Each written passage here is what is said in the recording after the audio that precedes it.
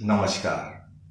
मैं हरीश सुरतानी, सोशोलॉजिस्ट, अपने YouTube channel और फेसबुक पेज हरीश सुरतानी अनुभव पर आपका स्वागत करता हूँ। हमने पिछली बार सब्जेक्ट लिया था शरीर, मन और आत्मा पर, जिसमें शरीर की चर्चा हम पहले कर चुके हैं, प्रयास कर चुके हैं। और शरीर पर तो बहुत सारी रिसर्च होती रही हैं, आयुर्वेद, एलोपैथ, सिद्धा, यूनानी, होम्योपैथ, हजारों वर्षों से, लाखों वर्षों से शरीर पर रिसर्च हो रही है। और लेकिन मन पर जो रिसर्च है वो सबसे ज़्यादा हमारे हिंदू धर्म में हुई है। तो चलिए आज समझने का एक प्रयास करते हैं इस दुनिया के सबसे कठिन विषय मन को। मन को सत्व माने बीज भी कहा जाता है। शरीर में इंद्रियां मतलब आंख, नाक, कान, मुंह जो भी काम करते हैं वो सब मन की हेल्प से ही करते हैं। मन के बिना कोई भी इंद्री नॉलेज प्राप्त नहीं कर सकती।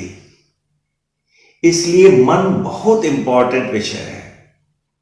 मन इसलिए भी बहुत इंपॉर्टेंट है क्योंकि ये 5 ज्ञानेंद्रियों और आत्मा को आपस में जोड़ता है, जिसकी सहायता से नॉलेज मिलती है।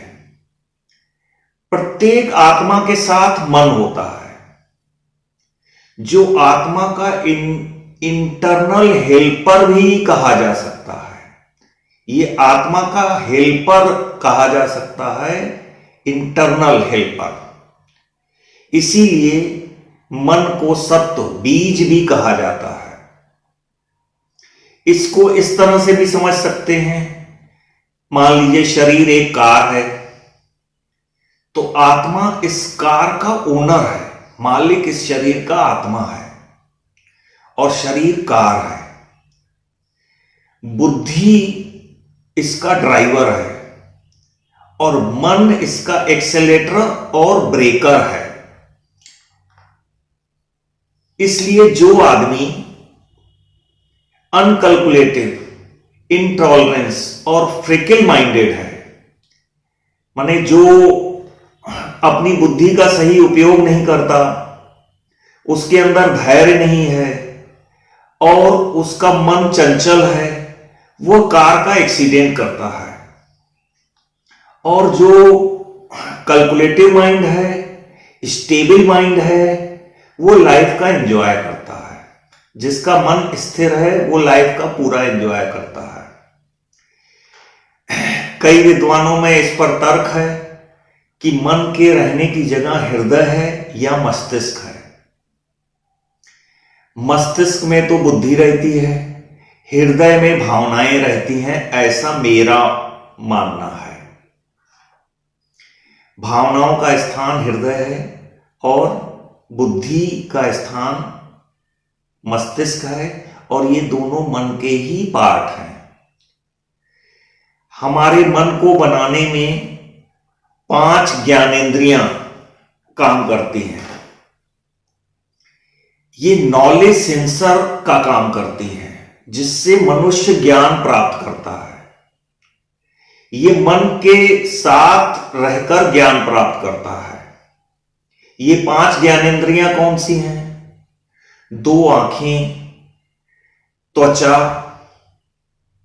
चमड़ी, 2 कान, जिह्वा, जबान, जिससे हम बोलते भी हैं और रस का स्वाद भी लेते हैं, नाक, जिससे हम प्राणवायु लेते हैं और उससे हम गंध लेते हैं।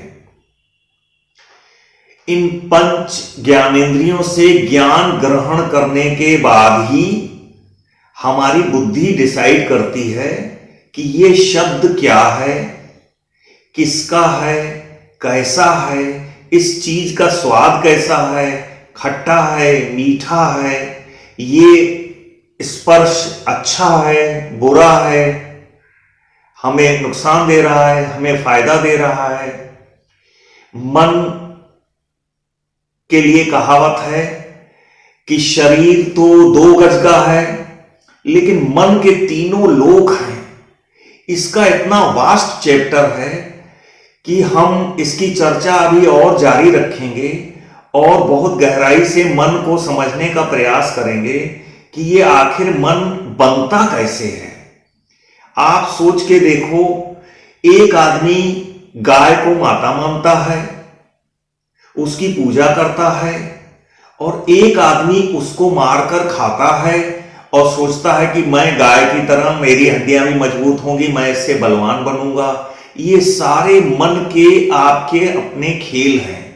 तो अगले इस मन पर चर्चा आगे भी जारी रहेगी और हम बहुत गहराई से समझने का प्रयास करेंगे कि ये मन बनता कैसे है। वैसे तो सात्विक मन बनाने के लिए, एक सभ्य समाज की संरचना के लिए, हमारे हिंदू धर्म में मन को बनाने के लिए 16 संस्कारों के द्वारा मन के निर्माण की प्रक्रिया बताई गई है। इसकी चर्चा हम आगे भी जारी रखेंगे और इसी के साथ मैं आपसे विदा लेता हूं। नमस्कार।